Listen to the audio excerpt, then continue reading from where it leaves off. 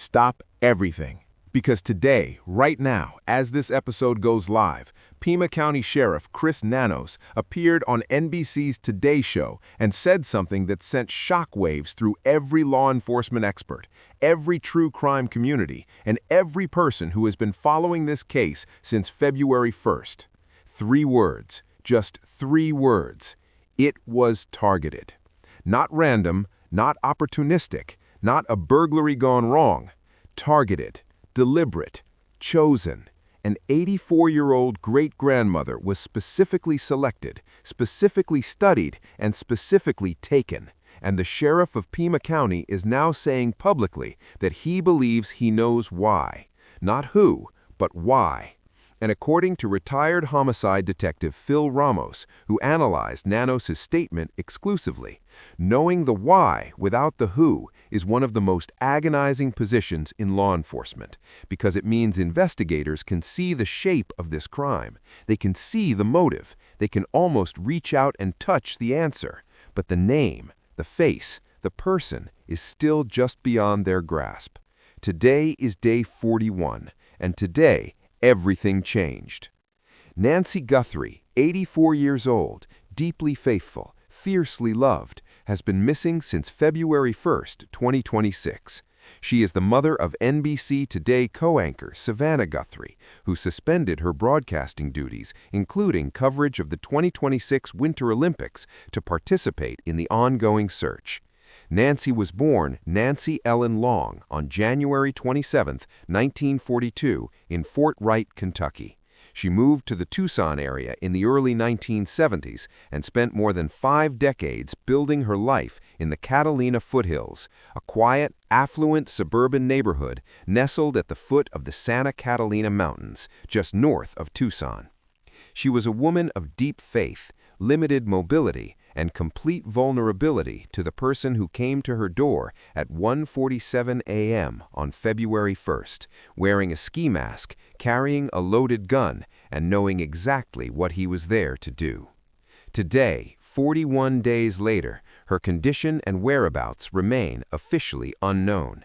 But what investigators know, what they are not saying publicly, and what Sheriff Nanos revealed this morning on national television has fundamentally shifted the direction of this entire investigation.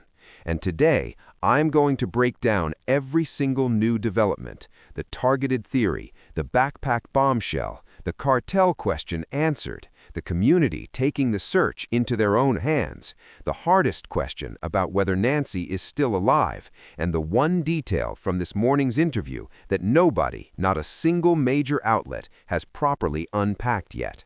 First question for you right now. When Sheriff Nanos said the crime was targeted, what was your immediate reaction? Relief that investigators know the motive? Fear that the suspect could strike again? Or something else entirely? Drop your answer in the comments. March 13th, 2026, NBC Today Show, Tucson, Arizona. Here is every single development confirmed today and in the past 72 hours, broken down clearly and completely. Development 1. It was targeted. Sheriff Nanos appeared on NBC Today this morning and told correspondent Liz Kreutz directly, "We believe we know why he did this, and we believe that it was targeted." He then said something that should stop every person watching this video cold, something that mainstream media has buried in the middle of their coverage but deserves to be the headline. Don't think for a minute that because it happened to the Guthrie family, you're safe. No, keep your wits about you. The suspect could strike again. The sheriff said so, out loud, on national television. This is not a reassuring update. This is a warning. Retired homicide detective Phil Ramos broke down the significance of the targeted statement precisely. Knowing the motive is always a key factor, but its importance depends entirely on how serious the motive was to the perpetrators, whether it be money, revenge, or something else. Knowing the motive can be very important if you couple it with knowing the means and opportunity, Ramos said. I suspect those 2 aspects are not clear. It suggests who would have the motive, but not necessarily the actual person committing the crime. The investigators can see the why. The who and the what are still missing. Development 2. The Backpack Bombshell. For weeks, the investigation's most promising retail lead was the Ozark Trail 25-liter hiker pack worn by the suspect, a backpack sold exclusively at Walmart. Investigators have been working with Walmart management to identify who purchased it. But this week, Sheriff Nanos revealed something that quietly destroyed that lead. We've now learned that maybe it wasn't purchased out of Walmart. That backpack is new, is exclusive to Walmart, but who's to say I didn't buy it and put it on eBay? That's what we're looking at. The backpack may have been purchased second-hand on eBay, Facebook Marketplace, or any one of dozens of resale platforms.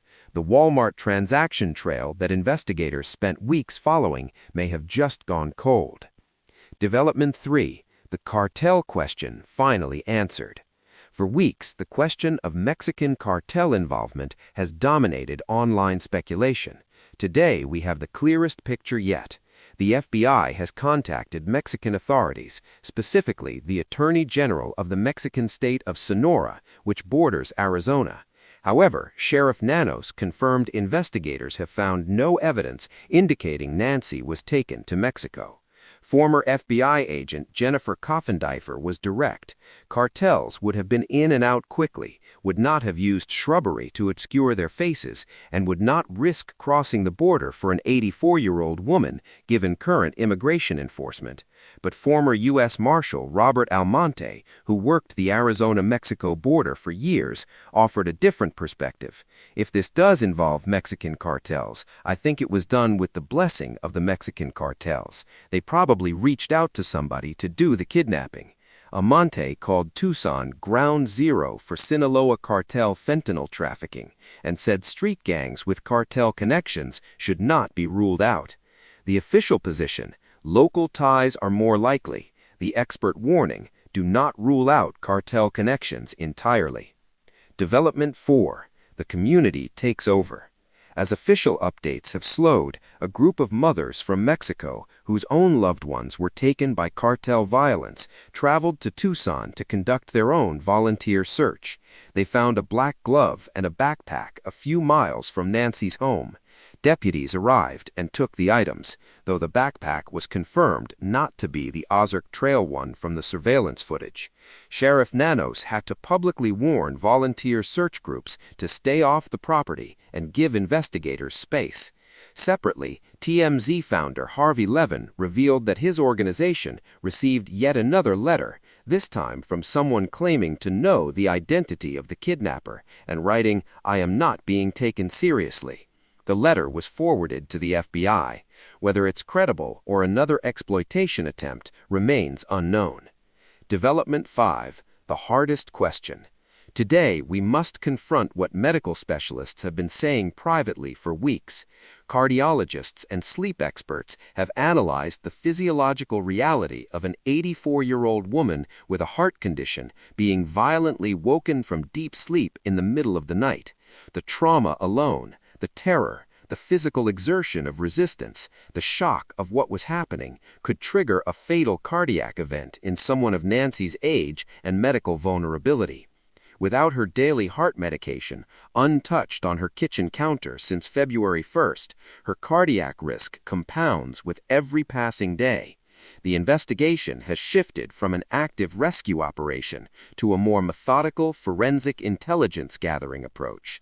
Cadaver dogs that were actively deployed have been stunned down, available if needed, but no longer part of the daily search. Signal sniffer drones programmed to locate the unique Bluetooth MAC address of Nancy's pacemaker are searching the desert. The pacemaker itself, with 6 to 7 years of battery life remaining, is still transmitting somewhere. But here's the detail that stopped me completely this morning, the detail that I have not seen a single outlet properly address. Sheriff Nanos said clearly on national television that he believes investigators know why Nancy was targeted. Retired Detective Phil Ramos said that knowing the motive implies the suspect had some degree of connection to her, though not necessarily someone close to her.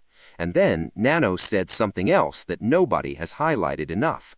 I think from day one we had strong beliefs about what happened, and those beliefs haven't diminished in 41 days.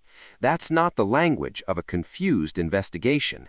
That's the language of investigators who know exactly what they are looking for and are waiting for the science, the DNA, the genealogy, the digital forensics to give them what they need to make an arrest. Second question. Sheriff Nanos said the suspect could absolutely strike again. If this crime was targeted and the motive is known, who do you think the real target was? Was it Nancy herself, her connection to Savannah Guthrie, or something connected to the family's finances or relationships? Drop your theory in the comments. The public response to today's targeted revelation has been the most intense reaction since the FBI first released the suspect footage. Online communities have erupted with theories, some pointing to Nancy's quiet personal wealth as a motive, others focusing on her connection